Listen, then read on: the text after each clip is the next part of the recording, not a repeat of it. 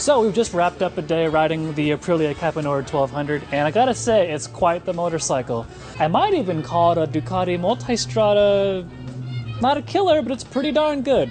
It's pretty fascinating what this bike can do. I mean, the 1200 engine is powerful, it's smooth, it's crisp, it's everything you want in this kind of a V-twin, big displacement engine. I wasn't left for needing power at all. The three riding modes, they're pretty good. The sport mode is, aggressive, but not too much so. The touring mode is a nice, progressive application of throttle, but it still gives you the full power, which is nice. And then raid mode, of course, cuts off the power like you'd expect. Moving back from there, I really just like the ergonomics of the bike. I can maneuver the bike around like I want.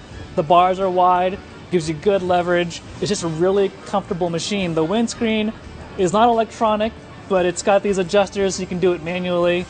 The wind protection's okay. For a small screen like that, it's not bad. You got the luggage space behind me, which is always nice.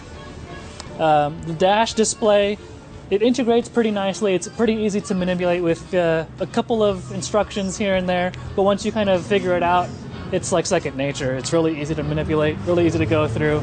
So one of the things I wasn't too fond of was the cruise control. The button for it's positioned really high on the right twist grip, on the right switch gear, I should say, and my thumb kind of had a hard time reaching for it, and I had to use my left hand to push the button.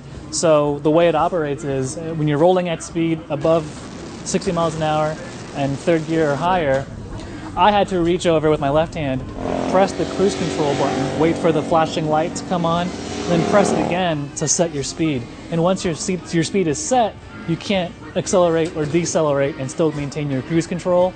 You gotta either slow down or speed up and then do the whole process over again. It's kind of cumbersome, especially when other manufacturers have a really integrated design already integrated in their bike. But really, the talking point here is the suspension. It's got the ADD, the Aprilia Dynamic Suspension, and it's really good. It's not just a marketing gimmick, it really works. You can set it in 3 different positions. You've got, manual positions that you can just press a button and it'll adjust for soft or hard, or 1 passenger with no bags, or 2 passengers full of bags. But the really cool part is the automatic feature, which adjusts everything on its own. And the roads here that we rode on were mostly smooth, but there were a couple of times where there were some ridges in the road, and I roll over with the automatic setting, and it felt like I was on glass.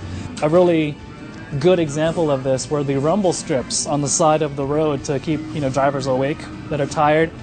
I deliberately ran over those to see if I could feel anything, and even though I knew I was running over those rumble strips, the bike hardly told me anything. I couldn't feel a thing. It felt like I was just on smooth road. It was really cool. But also too, when you're going at speed and you get off the throttle and get hard on the brakes, it'll automatically firm up the compression in the front and the rebound in the rear to give you a nice stable platform to corner with. It's a really, really intricate system. And so the quick and dirty way it operates is the front has a sensor on the fork that measures the air pressure, and the ECU combines that with the different settings of the shock. Like there's a potentiometer to figure out up and down the position of the spring. So the ECU combines all that with your throttle, your road speed, and a bunch of other settings to figure out the optimum setting for the conditions you're in, whether you're just cruising on the freeway or cornering in the canyons. It does a really good job figuring out what you need for that moment. I never had any problems touching stuff down. Some of the guys here were touching down the center stand or sometimes even the exhaust. That wasn't a problem with me. All in all, this Caponord 1200 is quite the contender, and for just a hair over 15 grand, it's a fantastic bargain that is going to be hard to beat.